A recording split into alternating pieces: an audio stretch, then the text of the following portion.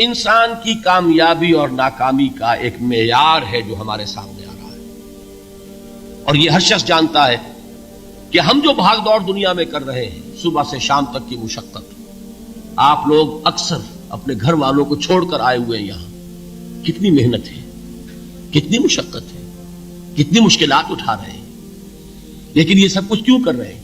کامیابی کے حصول کے لیے۔ البتہ کامیابی کے معیارات ہیں، ہمارے ذہنوں میں جو معیارات بیٹھے ہوئے ہیں وہ کیا ہے؟ کامیابی پیسے سے ہے، کامیابی جائیداد سے ہے، کامیابی کاروبار سے ہے، کامیابی شہرت سے ہے، کامیابی اقتدار سے ہے۔ یہ معیارات ہیں۔ جو جتنا دولت مند اتنا کامیاب، جو جتنا مشہور اتنا کامیاب، جو جتنا پاپولر اتنا کامیاب، جو حکومت پر پہنچ گیا کامیاب، جس نے بڑا کاروبار جما لیا کامیاب، جس نے بہت جائیداد بنا لی کامیاب۔ یہی ہے اصل میں ساری بس کی گانٹھ۔ جو تصور کامیابی کا ہوگا اسی کے مطابق آپ کی بھاگ دوڑ ہوگی، اسی کے لیے جد و جہد ہوگی، اسی کے لیے توانائیاں صرف ہوں گی، اسی کے لیے دن رات کی مشقت ہوگی۔ یہ ہے اصل شے جس کی یہاں نفی ہو رہی ہے۔ کامیابی دولت سے نہیں، کامیابی شہرت سے نہیں، کامیابی اقتدار اور طاقت اور حکومت سے نہیں، بلکہ کامیابی ہے ایمان سے، عمل صالح سے، تواصی بالحق سے، تواصی بالصبر سے۔ آپ غور کیجئے اس نقطہ نظر کا، اس ایٹیچیوڈ کا، یہ جو مینٹل ایٹیچیوڈ ہے، اس کا بدل جانا ہی انسانی شخصیت کے اندر انقلاب برپا کرے گا۔ اب آپ کا نتیجہ کیا نکلا؟ اگر تو دولت سے کامیابی ہوتی تو قارون بہت کامیاب تھا، اگر حکومت سے کامیابی ہوتی تو فرعون اور نمرود بہت کامیاب تھے۔ کامیابی ان سے نہیں ہے۔ کامیابی انسان دولت میں قارون کی دولت تک پہنچ جائے اور دنیا میں دبدبہ اور اقتدار اور سلطنت اور حکومت کے اعتبار سے وہ نمرود اور فرعون کا مقام حاصل کر لے، وہ ناکام ہے، خائب ہے، خاسر ہے، برباد ہے۔ اور ابو ذر غفاری کامیاب ہے، چاہے ان کے پاس کچھ نہیں تھا، جھونپڑی تک نہیں تھی، کوئی گھر نہیں تھا۔ حضور نے فرمایا ہے اللہ کے کچھ بندے ایسے ہوتے ہیں جو کسی محفل میں جانا چاہیں تو انہیں اجازت نہ ملے، جو کہیں اگر رشتہ کرنا چاہیں کوئی ان سے رشتہ کرنے کو تیار نہ، کہیں کوئی سفارش کرنا چاہے تو ان کی کوئی بات ہی نہ سنے۔ لیکن اللہ کے ہاں ان کا وہ مقام ہے کہ اگر بھولے سے بھی کسی بات پر قسم کھا بیٹھتے ہیں تو اللہ ان کی قسم کی لاج رکھتا ہے۔ یہ ہے فرق، یہ جان لیجیے اچھی طرح۔ اس بات کا مان لینا آسان، اس پر سبحان اللہ کہنا آسان، لیکن اس کے مطابق آپ کے اپنے ذہن کا بدل جانا بہت مشکل، اس لیے کہ ہم متاثر ہوتے ہیں اپنے ماحول سے۔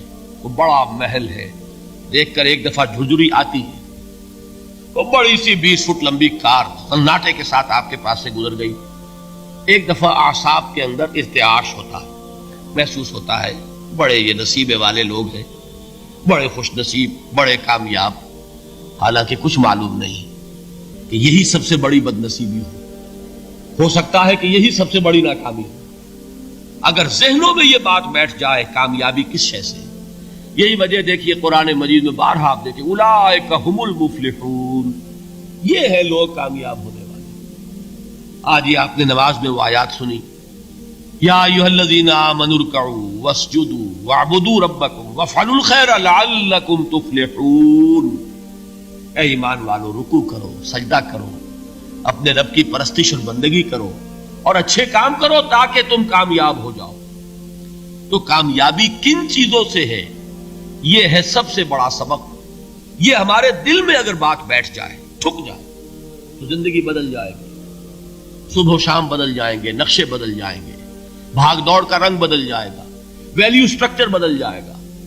آج وہ ایک چیز نہایت اہم نظر آ رہی ہے، کل نہایت غیر اہم نظر آئے گی۔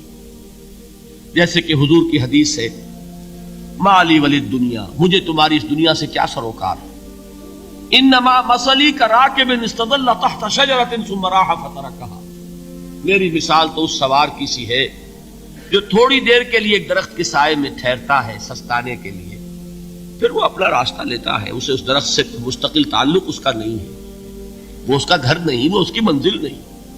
اسی طرح یہ دنیا میرا گھر نہیں ہے۔ اب دیکھیے ہم کہتے ہیں انا للہ و انا الیہ راجعون، ہم تو مسافر ہیں، ہم اللہ کے پاس سے آئے، اللہ کی طرف ہمیں لوٹ جانا ہے۔ کن فی الدنیا کانک غریب و عابر سبیل، حضور فرماتے ہیں دنیا میں ایسے رہو جیسے کہ تم اجنبی ہو یا راہ چلتے مسافر ہو۔ لیکن یہ طرز عمل کب ہوگا؟ جبکہ یہ آیت ہمارے ذہنوں کے اندر بیٹھ گئی ہو، والعصر ان الانسان لفی خسر الا الذین آمنوا وعملوا الصالحات وتواصوا بالحق وتواصوا بالصبر۔ یہ ہے اصل بات جو میں نے عرض کیا تھا کہ میں بتاؤں گا صحابہ کیوں ایک دوسرے کو یاد دلاتے تھے۔ اس لیے کہ دیکھیے جیسے برف باری اگر ہو رہی ہو، آپ باہر نکلیں گے تو برف آپ کے کپڑوں پر جم جاتی ہے نا، تو آپ جھٹکتے ہیں کپڑوں کو تاکہ برف ہٹ جائے۔ ہمارے ایمان پر اس دنیا میں رہتے ہوئے جب ہم متاثر ہوتے ہیں ماحول سے تو گردہ آ جاتا ہے، برف پڑ جاتی ہے، اس کو جھٹکتے رہنے کی ضرورت ہے۔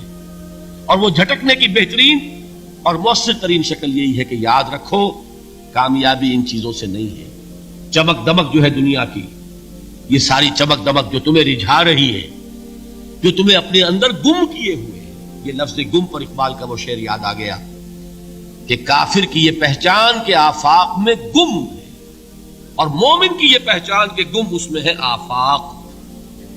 تم گم نہ ہو کر رہ جاؤ، اس میں مبہوت نہ ہو کر رہ جاؤ، مرعوب نہ ہو کر رہ جاؤ، دنیا ہی کی محبت تمہارے اوپر ڈیرے نہ ڈال دے، تمہارے دلوں کے اوپر مسلط نہ ہو جائے۔